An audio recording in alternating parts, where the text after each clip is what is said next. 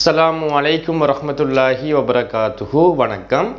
நாம் இன்று தரமிட்டு மாணவர்களுக்கு இறுதியாக விகிதம் என்ற தலைப்புல கூட்டு விகிதம் சம்பந்தமான அலகை பற்றி படித்து முடித்து விட்டோம். இன்று அதற்கு அடுத்த அலகு சமன்பாடுகள் என்ற மிக முக்கியமான ஒரு அலகை பற்றி தான் பார்க்க இருக்கின்றோம். அனைத்து மாணவர்களும் இந்த காணொளியை ஆரம்பத்திலிருந்து இறுதி வரைக்கும் பார்த்தீங்கன்னு சொன்னால்தான் இந்த அலகுல என்னென்ன விடயம் காணப்படுகின்றது, இந்த அலகிலிருந்து வரக்கூடிய கேள்விகளை எவ்வாறு இலகுவாகவும் சரியாகவும் செய்யக்கூடியதாக இருக்கும். அது மட்டும் இல்லாமல் இந்த விடயத்தை உங்களுக்கு படித்து தந்து விட்டு உங்களோட குரூப்பில் இது சம்பந்தமான வேக் ஷீட் வழங்கப்படும். அந்த வேக் ஷீட்டிற்கு எவ்வாறு விடையளிப்பது என்கிற அனைத்து விடயங்களும் இந்த கற்றலூடாக உங்களுக்கு சொல்லித்தரப்படும். ஆகவே இதை ஸ்கிப் பண்ணாமல் ஆரம்பத்திலிருந்து இறுதி வரைக்கும் பார்த்து இந்த சொல்லப்பட்ட அனைத்து விடயத்தையும் உங்களோட பாடக்கோப்பியில் தலைப்பை போட்டு நோட் பண்ணி கொள்ளுமாறு கேட்டுக்கொண்டு நேரடியாக இந்த தலைப்பில் இருக்கக்கூடிய சில விடயத்தை பற்றி பார்ப்போம். சமன்பாடுகள் என்ற தலைப்புல எளிய சமன்பாடுகளை அமைத்து ஒரு வசனம் தரப்படும் போது அந்த வசனத்தை விளங்கி அந்த சமன்பாடை நம்ம கிரியேட் பண்ணுவது, உருவாக்குவது எப்படி என்கிறத எழுதப்பட்ட இந்த 4 உதாரணத்தினூடாக உங்களுக்கு எக்ஸ்பிளைன் பண்ணப்படுறேன். சரிதானே? தெளிவாக பாருங்க. முதலாவது கேள்வி, எக்ஸ் என்கிறது ஒரு தெரியா கணியம், ஏ பி சி இப்படி ஆங்கில சிமோல் லெட்டர்ல வரக்கூடியவை அனைத்தும் உங்களுக்கு தெரியும், தெரியா கணியம் என்று அழைக்கப்படும். அப்ப எக்ஸ் இனால் குறிக்கப்படும் எண்ணுடன் அப்படி என்றா எக்ஸ போட்டு அந்த எண்ணுடன் 4 கூட்டினால், 4 கூட்டினால் என்று சொன்னா சக போட்டு அந்த பெருமானத்தை நோட் பண்ணணும்.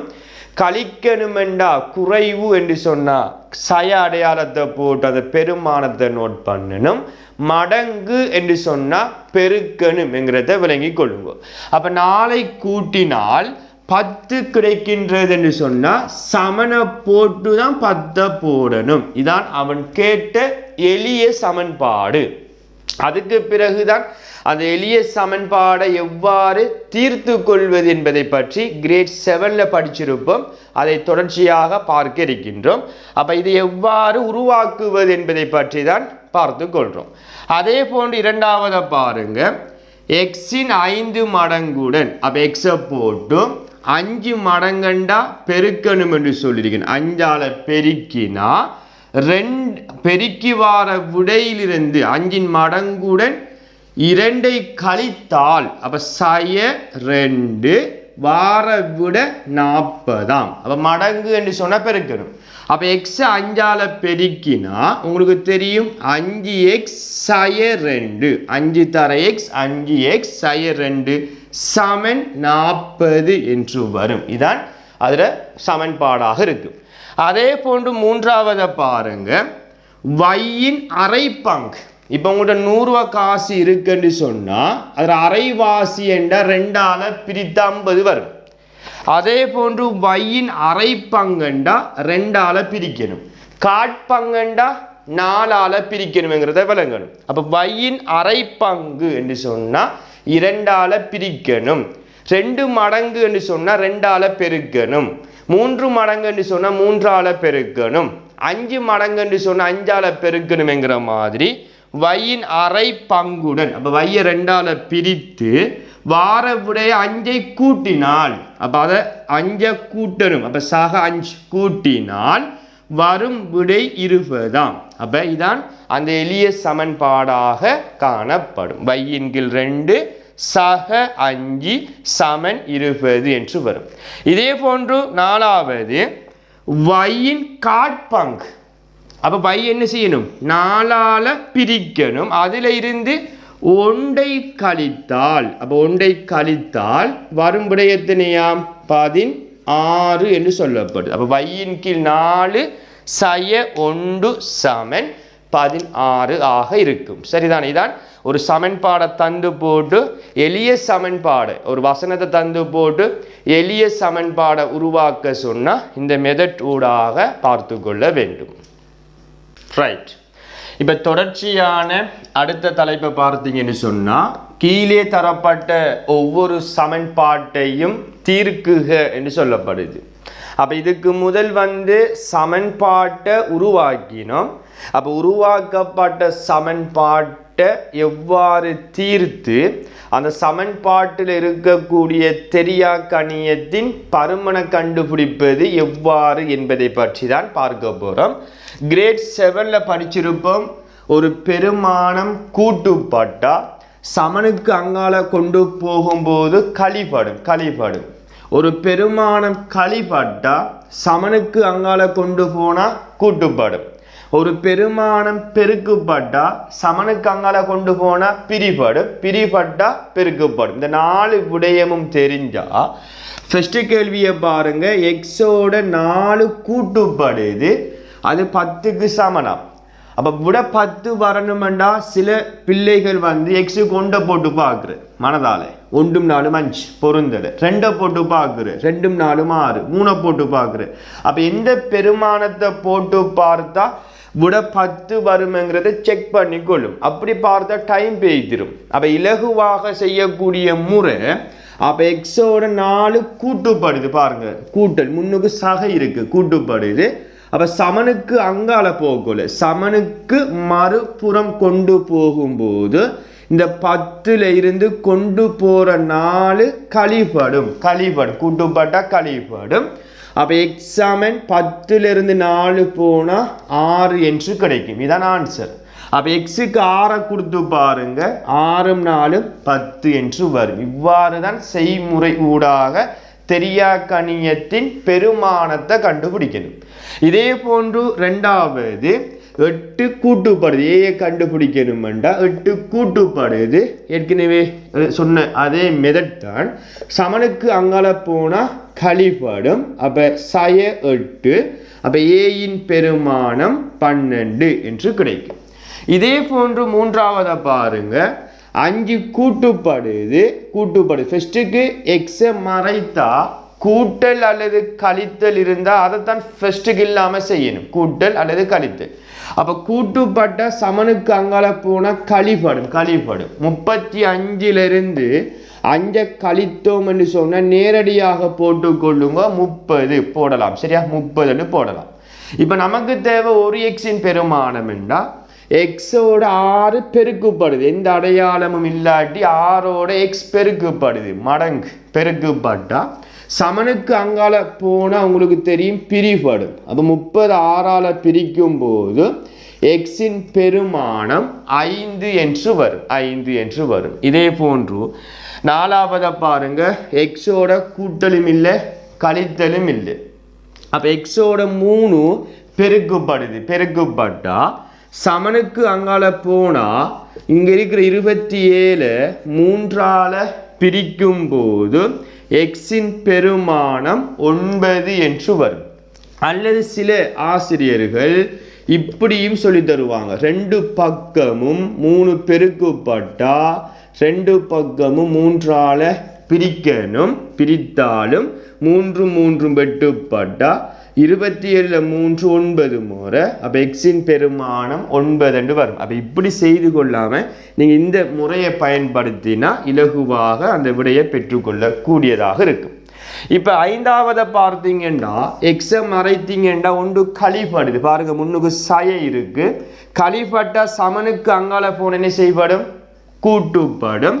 அப்போ 2 எக்ஸாமன் 5 1 6 நேரடியாக போடலாம் 6. அதன் பிறகு 2 பெருக்குப்படுது, சமனுக்கு அங்கால போனால் பிரிப்படும். நேரடியாக ஆன்சரை போடலாம், எக்ஸாமன் 3 என்று போடலாம். அல்லது 6 2ஆல் இந்த 2 பெருக்குப்பட்டா அங்கால போனால் பிரிப்படும். வகுத்தீங்கன்னு சொன்னால் எக்ஸின் பெருமானம் 3 என்று கிடைக்கும். சரிதானே? அப்போ கடைசி உதாரணத்தை பார்த்தீங்கன்னா அதே போன்றுதான் 5 அப்படியே இருக்க 3 கழிப்படுது, சமனுக்கு அங்கால போனால் கூட்டுப்படும். 47 3 கூட்டினா 50. 5 சமன் 50 நமக்கு தேவை ஒரு வையின் பெருமானம். அப்போ 5 பெருக்கப்படுது, அங்கால போனால் பிரிப்படும். 50 5ஆல் வகுக்கும் போது வையின் பெருமானம் 10 என்று கிடைக்கும். அப்ப இவ்வாறு தான் ஒரு சமன்பாட்டில் இப்படியான கேள்விகள் வரும்போது தீர்த்து கொள்ள வேண்டும். இன்னும் ஒரு கேள்வி பின்னத்துல வந்தா, இப்ப 7வது போட்டுகிறேன், x/2 சக 4 சமன் 10 என்று இப்படி ஒரு கேள்வி வருது பின்னத்துல. அப்ப எப்படியான வடிவத்துல வந்தாலும் பிரச்சனை இல்லை பிள்ளைகள்.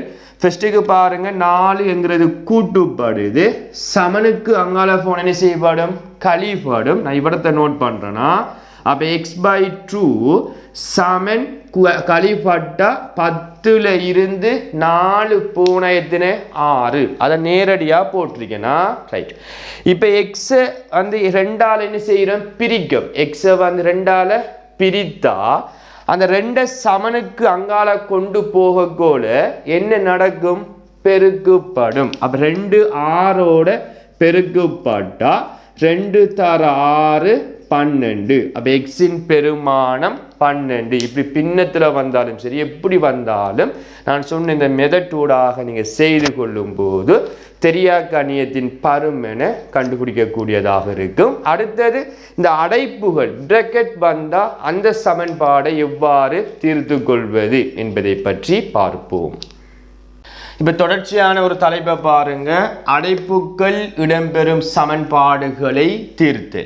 அப்ப இதற்கு முதல் எளிய சமன்பாடை எவ்வாறு உருவாக்குவது, அந்த எளிய சமன்பாட்டை எவ்வாறு தீர்த்து கொள்வது என்பதை பற்றி பார்த்தோம். அப்ப கடைசி தலைப்பாக அடைப்புகள் இடம்பெறும் சமன்பாடுகளை தீர்ப்பது எவ்வாறு. அப்ப இதுல 4 உதாரணம் எடுத்துருக்கேன்டா.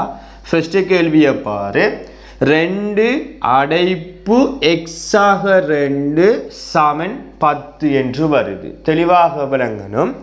இதை 2 முறையில செய்யலாம். மெத்தட் 1, ஃபர்ஸ்ட்டுக்கு இது அடைப்பை நீக்காம இந்த அடைப்பை நம்ம மறைத்தோம் என்று சொன்னால் இந்த அடைப்புக்கு முன்னுக்கு எந்த பெருமானமும் கூட்டுப்படலை. அடைப்பை தாண்டி ஒரு பெருமானம் கூட்டல் அல்லது கழித்தல் இருக்கான்னு முதல் பார்க்கணும். அடைப்பை தாண்டி இதே மாதிரி கூட்டல் அல்லது கழித்தல் இருக்கான்னு பார்க்கணும். அப்படி இருக்கா, இல்லை. அப்படி இல்லைன்னு சொன்னா இந்த 2 என்கிறது இந்த அடைப்புக்குள்ள இருக்கிற எக்ஸுக்கும் பெருக்கம் 2க்கும் பெருக்கமாக இருக்கும், மடங்காக இருக்கும். அப்படி இருந்தா ஃபர்ஸ்ட்டுக்கு என்ன செய்யணும், இந்த 2 இல்லாம செய்யறதுக்காக 2 என்கிறது அடைப்போட பெருக்கப்படுது, சமனுக்கு அங்கால போகும்போது பிரிப்படும். பிரிப்பட்டா இப்ப அடைப்பு என்ன செய்யாது, வராது. காரணம், அடைப்புக்கு முன்னுக்கு பெருமானம் இருப்பதனால தான் இந்த பிராக்கெட், இந்த கோவைக்கு முன்னுக்கு பெருமானம் இருப்பதனால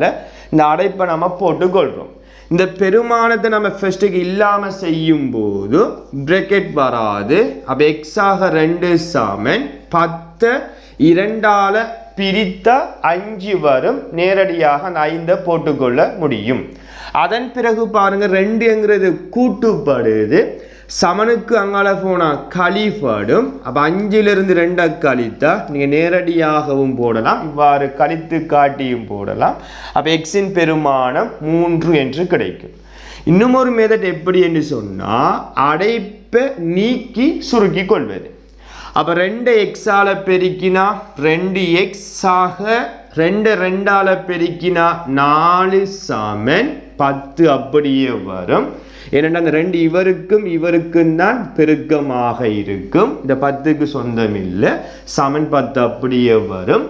அதன் பிறகு 4 என்கிறது கூட்டுப்படுது, சமனுக்கு அங்கால போனா கழிப்படும், கழித்த 6 என்று வரும். அப்ப 2x சமன் 6 என்று சொன்னா 2 பெருக்கப்படுது, அங்கால போனா பிரிப்படும். அப்ப 1xின் பெருமானம் 3 என்று கிடைக்கும். அப்ப 2 மெத்தட் ஊடாக செய்யக்கூடியதாக இருக்கும். சரிதானே? இப்ப 2ஆவதை பாருங்க, நான் ஒரே ஒரு மெத்தட்ல செய்கிறேன், முதலாவது மெத்தட்ல செய்ய போறேன். நீங்க 2ஆவது மெத்தட்டையும் பயன்படுத்தி செய்து பாருங்க, அதை விட வருதாங்கிறத செக் பண்ணி பாருங்க. அப்ப 7 இப்ப ஃபர்ஸ்ட்டுக்கு பாருங்க, அடைப்பை மறைத்தீங்கன்னு சொன்னா கூட்டலும் இல்லை கழித்தலும் இல்லை. அப்ப இருந்தாத ஃபர்ஸ்ட்டுக்கு செய்ய வேண்டும். இப்ப இந்த அடைப்புக்கு முன்னுக்கு 7 பெருக்கப்படுது, அங்கால போன என்ன செய்யப்படும், பிரிப்படும். அப்ப m/15 அப்படியே வரும். 21 7ஆல பிரிக்கும் போது 3 முறை வரும். இப்போ எம்முக்கு பக்கத்தில் பாருங்க 15ங்கிறது கழிப்பாடு தானே, எம்முல இருந்து 15 கழிப்பாடுது. இந்த 15 கழிப்பாட்டா சமனுக்கு அங்கால கொண்டு போகும்போது கூட்டுப்பாடு. அவை 3 சாக 15, அவை எம் சமன் 18 என்று விடை கிடைக்கும். நீங்க இந்த மெத்தடூடாக அடைப்பை நீக்கி செய்து பார்த்தாலும் அதே ஆன்சர் வரும். இப்போ மூன்றாவதை பார்த்தீங்கன்னா ஃபர்ஸ்ட்டுக்கு இந்த 2 பெருக்குப்பாடு இது அங்கால போய் பிரித்தலாக செய்ய முடியாது. ஏனென்று சொன்னால் இந்த அடைப்பை நீங்கள் மறைத்தீங்கன்னு சொன்னால் அடைப்புக்கு பக்கத்தில் பாருங்க ஒரு பெருமானம் கூட்டுப்படுது. கூட்டுப்பட்டா அல்லது கழிப்பாட்டா முதலாவது அதை இல்லாமல் செய்வது தான் ஃபர்ஸ்ட்டு நீங்கள் செய்ய வேண்டிய விடயம். அப்போ 6ங்கிறது கூட்டுப்படுது. முன்னுக்கு பாரு சகை இருக்கு, அதை சமனுக்கு அங்கால கொண்டு போனா 2 அடைப்பு x+1 சமன் 6 கூட்டுப்பட்டா அங்கால போய் கழிப்படும். 14 இருந்து 6 போனா 8 என்று வரும். 14ல இருந்து 6 கழிப்பிங் என்று சொன்னா 8 வரும். அதன் பிறகு ஏற்கனவே செய்த அதே சேம் மெத்தடூடாக செய்து கொள்ளக்கூடியதாக இருக்கும். 2 பெருக்குப்படுது அங்கால போனால் பிரிப்படும். அப்போ எக்ஸாக 1 சமன் 4 என்று வரும். அப்போ 1 கூட்டுப்படுது அங்கால போனால் கழிப்பாடும். அப்போ 4லிருந்து 1 போனால் நீங்கள் நேரடியாக கழித்து காட்டினாலும் பிரச்சனை இல்லை, நேரடியாக 3 என்று போட்டாலும் சரி. அப்போ எக்ஸாமன் 3 என்று வரும். இதே போன்று தான் கடைசி. அப்போ நீங்கள் பாருங்கள், அப்போ இதை மறைத்தீங்கன்னு சொன்னால் அந்த சாக 8 கூட்டுப்படுது. ஃபர்ஸ்ட்டுக்கு என்ன செய்யணும், அந்த 8 சமனுக்கு அங்கால கொண்டு போகும்போது கழிப்படும் 10 என்று வரும். கழித்த 10. அதன் பிறகு 5ங்கிறது பெருக்குப்படுது, சமனுக்கு அங்கால போனால் பிரிப்படும். 10 5ஆல பிரித்தீங்கன்னு சொன்னால் 2 என்று கிடைக்கும். அதன் பிறகு வையின் பெருமானத்தை காணணும் என்றால் 1ங்கிறது கழிப்பாடு. பாருங்க 1க்கு முன்னுக்கு சய கழித்தல் வருது, சமனுக்கு அங்கால கொண்டு போகும்போது கூட்டுப்படும். அப்போ 2 1 3. இவ்வாறு இந்த அடைப்புகள் உள்ள சமன்பாட்டை தீர்த்து கொள்ள வேண்டும். இவ்வளவுதான் சமன்பாடு என்ற அலகில் இருக்கக்கூடிய முக்கியமான விடயங்கள். இத்துடன் இந்த சமன்பாடு என்ற அலகு முழுமையாக முடிவடைந்துள்ளது. அப்போ இது சம்பந்தமான வேக் ஷீட் குரூப்பில் போடப்படும். அந்த வேக் ஷீட்டையும் உங்களுக்கு வழங்கப்பட்ட நேர சூசிப்படி அடுத்த வகுப்பு எப்போது இருக்கின்றதோ அதற்கிடையில் செய்து அனுப்பி கொள்ளுமாறு கேட்டுக்கொண்டு அடுத்த வகுப்பில் மற்றொரு புதிய தலைப்பின் ஊடாக உங்களை சந்திக்கும் வரை விடைபெற்று செல்கின்றேன். நன்றி, வணக்கம்.